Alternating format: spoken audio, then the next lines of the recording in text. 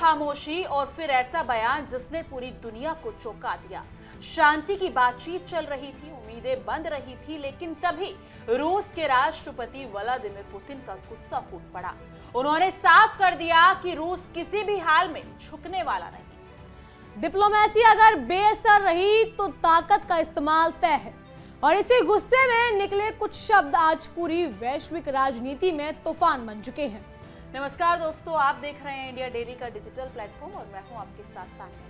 नमस्कार, मेरा नाम है जिया कौशिक। अगर शांति करीब है तो पुतिन इतने नाराज क्यों?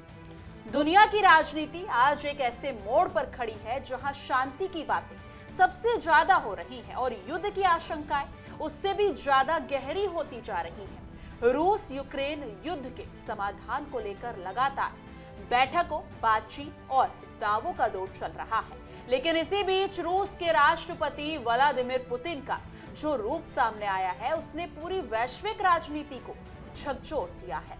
आमतौर पर शांत और संयमित दिखने वाले पुतिन इस बार खुले गुस्से में नजर आए हैं। उनके शब्दों में कूटनीति नहीं बल्कि सीधी चेतावनी है। उनका ये बयान सिर्फ एक प्रतिक्रिया नहीं बल्कि ये बताने की कोशिश है कि रूस किसी भी दबाव में झुकने वाला नहीं है। बिल्कुल, ये बयान ऐसे समय में सामने आया जब रूस और यूक्रेन के बीच शांति समझौते को लेकर दुनिया भर के देश खुद को अहम भूमिका में दिखाना चाहते थे, क्योंकि मध्यस्थ बनाने वाले चाहते थे, कोई श्रेय लेना चाहता था तो कोई इस संकट में अपने रणनीतिक हित तलाश रहा था। इसी माहौल में पुतिन ने यह साफ कर दिया कि रूस के लिए बातचीत तभी मायने रखती है जब वो उसकी शर्तों पर हो।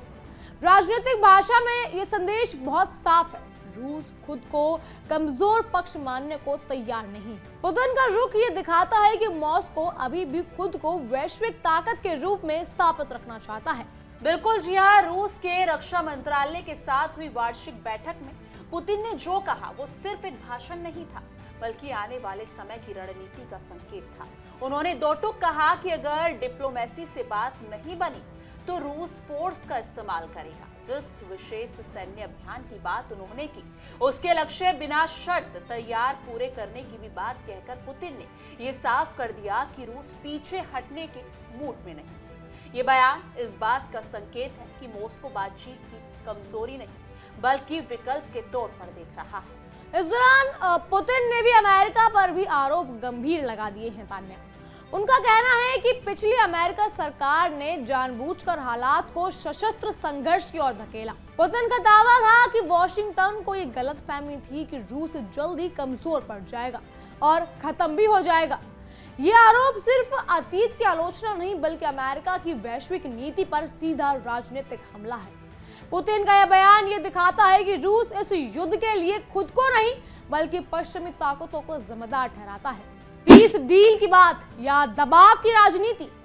लेकिन पुतिन के भाषण का सबसे विवादित हिस्सा तब सामने आया जब उन्होंने यूरोपीय देशों की बात की। गुस्से में उन्होंने छोटे सुअर जैसे शब्द का इस्तेमाल किया। जी हाँ, आपने सही सुना, गुस्से में उन्होंने छोटे सुअर जैसे शब्द का इस्तेमाल किया जिसने अंतरराष्ट्रीय राजनीति में हलचल मचा दी। पुतिन ने कहा कि यूरोप ने पिछली अमेरिकी सरकार का तुरंत साथ दिया क्योंकि उन्हें रूस के पतन से फायदा उठाने की उम्मीद थी। ये बयान सिर्फ अपमानजनक नहीं बल्कि यूरोप के इरादों पर सीधा सवाल है। इससे साफ होता है कि रूस और यूरोप के रिश्तों में तनाव अब अपने चरम पर है। राजनीतिक नजरिए से देखा जाए तो पुतिन का यह गुस्सा एक रणनीतिक संदेश भी है।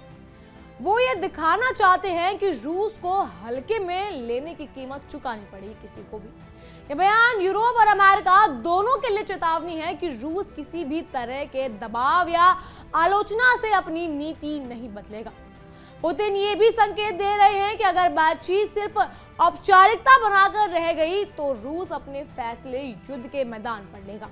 इसी बीच यूक्रेन की तरफ से भी एक बड़ा राजनीतिक फैसला सामने आया है। शांति समझौते को अंतिम रूप देने के लिए यूक्रेन ने नाटो में शामिल होने के अपने सपनों से दूरी बनाने का संकेत दिया है। ये वही मुद्दा था जिस पर रूस सबसे ज्यादा नाराज था। राजनीतिक दौर पर इसे यूक्रेन की तरफ से एक बड़ा समझौता माना जा रहा है। जी हाँ, आपने सही सुना, लेकिन सवाल ये है क्या इससे रूस संतुष्ट होगा या उसकी मांगे इसे कहीं आगे लेकर जाएंगी। देखिए, अमेरिकी अधिकारियों का कहना है कि वो बर्लिन में हुई पिछली वार्ता में लगभग 90% मुद्दों पर सहमति बन चुकी है। दावा किया जा रहा है कि सबसे कठिन मसलों पर अभी भी बात बन गई है, लेकिन राजनीति में दबावों और हकीकत के बीच अक्सर बड़ा अंतर होता है। पुतिन के हालिया बयान के बाद ये सवाल और गहरा हो गया है कि क्या रूस वाकई किसी अंतिम समझौते के लिए तैयार है या फिर ये पूरी प्रक्रिया सिर्फ समय हासिल करने की कोशिश है। पुतिन का गुस्सा किससे डराने के लिए है? पुतिन ने यह भी साफ किया कि अगर सार्थक चर्चा नहीं हुई तो रूस युद्ध के मैदान में अपनी ऐतिहासिक भूमि को मुक्त कराएगा। ये शब्दावली अपने आप में बहुत कुछ कहती है। ये दिखाती है कि रूस इस संघर्ष को सिर्फ वर्तमान राजनीतिक विवाद नहीं बल्कि इतिहास और पहचान से जोड़कर देखता है। यही सोच इस युद्ध को जटिल बना देती है और समझौते की राह को मुश्किल करती है। यूरोप और रूस के बीच तनाव कोई नई बात नहीं है, लेकिन इस तरह की तीखी भाषा हालात को और बिगाड़ सकती है।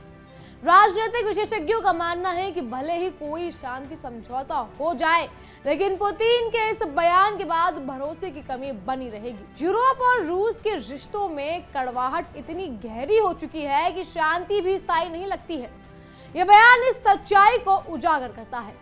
पुतिन का ये रुख घरेलू राजनीति के लिहाज से भी अहम माना जा रहा है। इस तरह के बयानों के जरिए वो अपने देश के भीतर ये संदेश देता है कि रूस कमजोर नहीं है और किसी के सामने झुकने वाला नहीं है। भारी दुश्मन की तस्वीर दिखाकर आंतरिक एकजुटता मजबूत करना राजनीति की पुरानी रणनीति रही है। पुतिन का ये बयान उसी रणनीति का हिस्सा माना जा रहा है। दूसरी तरफ पश्चिमी देशों के सामने भी बड़ी चुनौती खड़ी हो चुकी है। अमेरिका और यूरोप अब ये तय नहीं कर पा रहे कि पुतिन के इस आक्रामक रुख का जवाब कैसे दिया जाएगा। दबाव बढ़ाया जाए या बातचीत जारी रखी जाए, ये फैसला आसान नहीं है। राजनीतिक और ये स्थिति किस दिखाती है कि यूक्रेन और रूस युद्ध अब सिर्फ दोनों देशों का नहीं बल्कि वैश्विक राजनीति का केंद्र बन चुका है। बिल्कुल जी हाँ, पुतिन द्वारा इस्तेमाल किए गए छोटे सुअर जैसे शब्द का ये संकेत देता है कि अब कूटनीतिक भाषा की जगह सख्त शब्दों ने ले ली है। राजनीति में शब्द भी हथियार होते हैं और इस बार पुतिन ने इस हथियार का खुलकर इस्तेमाल किया है। इसका असर शांति वार्ता पर पड़ना तय माना जा रहा है, क्योंकि जब भाषा में तल्खी आती है तो भरोसा कमजोर पड़ता है। तान्या, अब सवाल ये है कि आगे की राह क्या होगी। क्या बातचीत किसी ठोस नतीजे तक पहुंचेगी या फिर ये बयान आने वाले बड़े टकराव का संकेत है। पुतिन के ये शब्द ये दिखाते हैं कि रूस अपनी शर्तों से पीछे हटने को तैयार नहीं है। वहीं पश्चिमी देश भी पूरी तरह झुकने के मूड में नहीं है। ऐसे में ये संघर्ष लंबे समय तक खिंचता नजर आ रहा है। यूरोप को अपमान या अमेरिका को संदेश, इस पूरे घटनाक्रम से ये साफ होता है कि रूस यूक्रेन युद्ध का समाधान आसान नहीं है। शांति की बातें जरूरी हो रही हैं, लेकिन पुतिन का गुस्सा बताता है कि असली लड़ाई अभी खत्म नहीं हुई है। ये संघर्ष सिर्फ जमीन का नहीं बल्कि प्रभाव और प्रभुत्व का भी है। यही वजह है कि हर बयान दुनिया भर में इतनी गंभीरता से सुना जा रहा है। अंत में यही कहा जा सकता है कि पुतिन का यह बयान केवल एक भावनात्मक प्रतिक्रिया नहीं बल्कि एक राजनीतिक चेतावनी है। यह चेतावनी यूरोप के लिए भी, अमेरिका के लिए भी और पूरी दुनिया के लिए भी है। शांति समझौते की बात जारी है, लेकिन जब शीर्ष नेता इस तरह की भाषा का इस्तेमाल करते हैं तो ये साफ हो जाता है कि युद्ध का खतरा पूरी तरह टल नहीं सकता, बल्कि वो किसी भी वक्त एक नए रूप में सामने आ सकता है। बिल्कुल जी हाँ, यहाँ देखना दिलचस्प होने वाला है कि इस शांति वार्ता में आगे क्या कुछ होता है और आगे क्या कुछ ये तीखे बयान और तीखे शब्दों का इस्तेमाल होता है। लेकिन इन शब्दों पर आपकी क्या राय है जो पुतिन ने हाल ही में इस्तेमाल किए हैं?